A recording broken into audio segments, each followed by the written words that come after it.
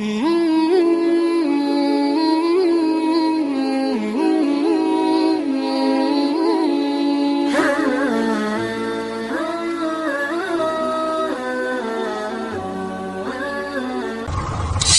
hidup seseorang dibentuk oleh keyakinan yang dimilikinya. Sebagai muslim, keyakinan kita berpatri pada dua kalimat syahadat. Asyhadu an la ilaha illallah wa asyhadu anna Muhammadar Rasulullah. Kalimat ini membentuk perilaku kehidupan. Itulah ikrar yang kita ucapkan. Artinya, pada saat kita berkata asyhadu an la ilaha illallah, saya bersaksi tidak ada Tuhan selain Allah, kita sudah melaksanakan sebuah ikrar. Kalau saya yakin tidak ada Tuhan selain Allah, itu berarti saya tidak akan pernah takut kecuali hanya kepada Allah. Saya tidak akan pernah menggantungkan hidup kecuali hanya kepada Allah. Saya tidak akan melarikan persoalan kecuali hanya kepada Allah. Saya tidak akan minta tolong kecuali hanya kepada Allah. Saya tidak akan minta rezeki kecuali hanya kepada Allah. Berurat dan berakar itu di dalam hati, membentuk kepribadian dan mewarnai seluruh langkah kehidupan kita. Di zaman kita fasih betul mengucap dua kalimat syahadat.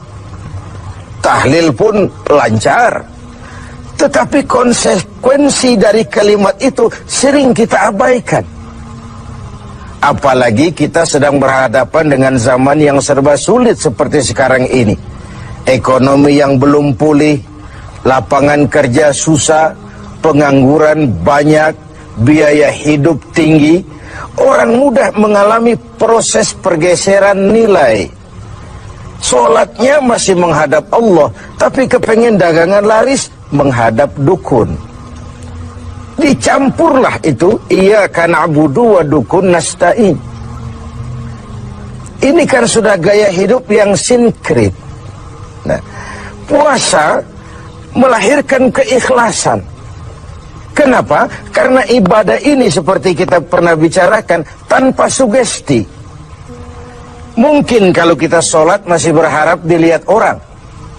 Kita membayar zakat, kita bersedekah masih berharap dilihat orang. Tapi dengan puasa hanya kita dan Allah saja. Ini harusnya melahirkan gaya hidup keikhlasan. Bahwa kalau kita sudah berbuat, yang penting kita dan Allah saja. Mau dipuji orang atau tidak, mau didengar orang atau tidak, mau dilihat orang atau tidak, yang penting saya sebagai pelaksana sebuah ibadah dan Allah sebagai tempat tujuan kenapa ibadah ini saya laksanakan.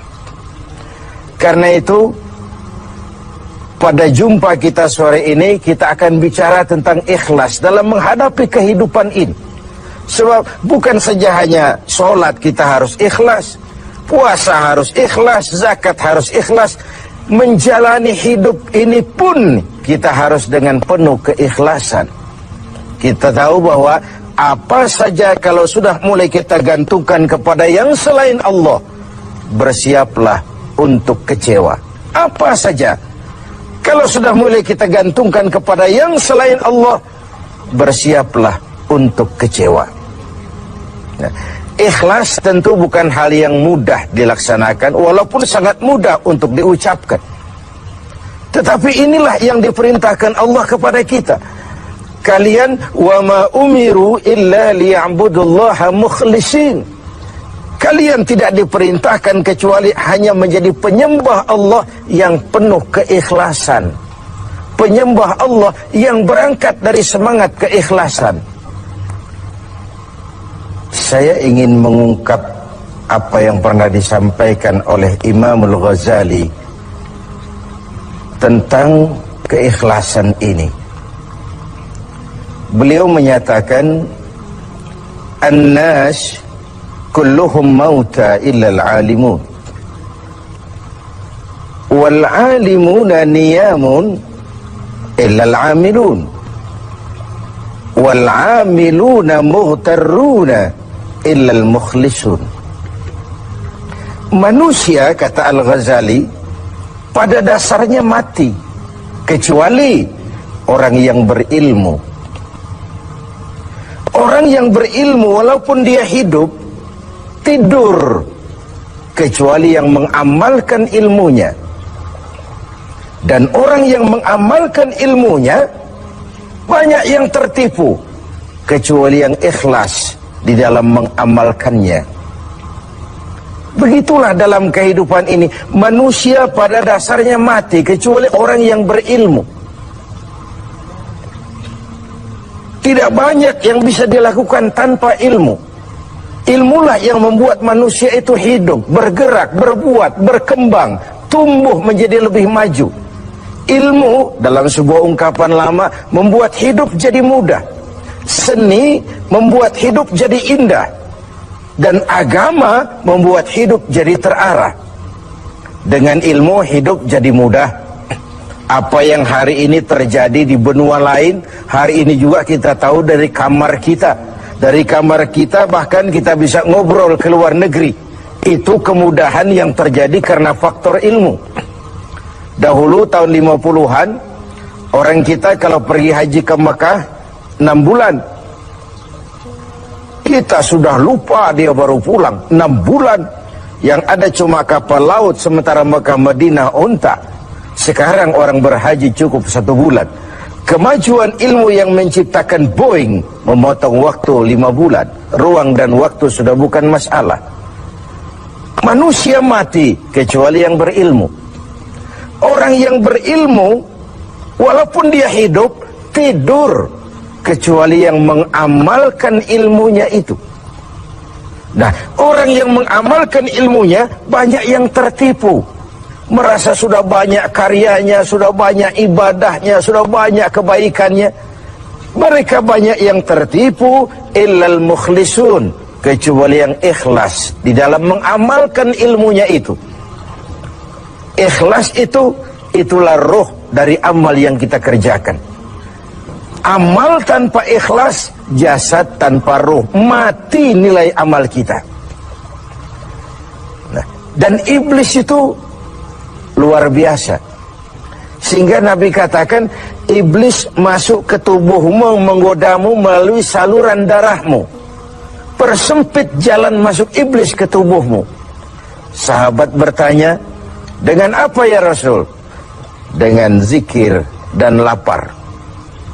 Saya ingin mengulangi hadis ini. Iblis masuk ke tubuhmu, menggodamu melalui saluran darahmu. Persempit saluran masuk iblis ke tubuhmu. Dengan apa ya Rasul? Dengan zikir dan dengan lapar. Jadi ketika kita melaksanakan ibadah puasa ini, kita mempersempit ruang gerak iblis. Itu makna bahwa kalau datang Ramadan, diikat setan dan iblis itu. Siapa yang mengikat? Ya kita sendiri. Dengan apa? Dengan ibadah puasa. Kita ikat dia, tidak berkutik, memperturutkan hawa nafsu sebagai kendaraan utama si iblis tadi. Jadi kembali kepada soalnya, keikhlasan. Itulah nilai dari amal kita. Nah, iblis datang kepada setiap orang dengan bendera yang tidak sama. Iblis datang kepada orang kaya dengan bawa bendera bakhil. Iblis datang kepada penguasa dengan membawa bendera kezaliman. Iblis datang kepada para kiai dengan membawa bendera hasud, iri hati, dengki. Iblis datang kepada orang kaya dengan membawa bendera pelit, bin bakhil alias kikir. Strateginya berbeda, bergantung kepada yang didatanginya. Nah, kalau itu tidak terkena, ditanamkannya lah perasaan bangga. Amalmu sudah banyak, kebaikanmu sudah banyak. Dihilangkanlah keikhlasan kita.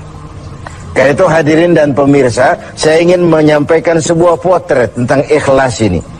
Dulu ada cerita, kiai punya santri 2 orang. Satu namanya si Ali, satu namanya si Umar. Satu hari si Ali pergi ke kebun, nyabut singkong. Singkong tercabut, Ali melihat, ini singkong bagus sekali. Kalau dihadiahkan kepada Pak Kiai, senang hati beliau, tabarukan. cari berkah, berangkat ke rumah Kiai bawa singkong. Sampai di rumah Kiai, Assalamualaikum Pak Yai. Waalaikumsalam. Ada apa? Dari kebun Pak Yai, saya jabut singkong, bagus sekali, saya ingat sama Kiai, doakan saya Kiai. Oh, bawa masuk ke dapur, Li. Ali masuk ke dapur, taruh singkong. Kiai bilang sama istrinya, Bu, Ali ini jauh-jauh datang kemari, hadiahkan kita singkong ini. Pulang kita kasih apa dia? Kata istrinya Kiai, Bang, ada seekor kambing di belakang, hadiah pengusaha temporary sama kita. Daripada di sini tidak ada yang merawat, kan lebih baik dikasihkan si Ali. Siapa tahu dia pelihara berkembang biak jadi banyak nantinya. Jadilah itu. Ali permisi mau pulang, kata Kiai, Li, saya hadiahkan kau seekor kambing. Peliharalah, mudah-mudahan membawa berkah. Terima kasih Pak Yai. Pulanglah Ali dengan kambing seekor ini. Di jalan pulang ketemu temannya si Umar. Dari mana kau, Li? Dari rumah Kiai, Mar. Itu kambing dikasih sama Kiai. Kenapa kamu dikasih kambing? Enggak tahu, saya datang cuman bawa singkong ke rumah Kiai, pulang dikasih kambing. Si Umar nih otak dagangnya jalan. Kalau Ali saja bawa singkong dikasih kambing, bagaimana kalau saya bawa duren? Jadi mampirlah si Umar ke pasar beli duren 3 buah, dibawalah ke rumah Kiai. Kiai, Assalamualaikum. Ada apa, Mar? Duren Kiai, ikhlas karena Allah, ikhlas Kiai, silakan. Oh, bawa masuk ke dapur, Mar. Umar taruh singkong taruh duren di dapur. Kiai bilang lagi sama istrinya, Bu, Umar ini datang bawa duren lebih banyak dari yang dibawa si Ali. Kita kasih apa dia pulang? Kata istrinya Kiai, Abang nih kambing seekor pun sudah dikasih Ali, Bang. Sudah nggak ada apa-apa lagi di rumah. Gitu ya? Iya. Jadi macam mana? Kata istrinya Kiai, begini sajalah, Bang. Ali tadi kan datang bawa singkong. Lalu Umar nih daripada pulang tangan kosong, sudah singkong Ali saja kasihin si Umar. Begitu. Iyalah.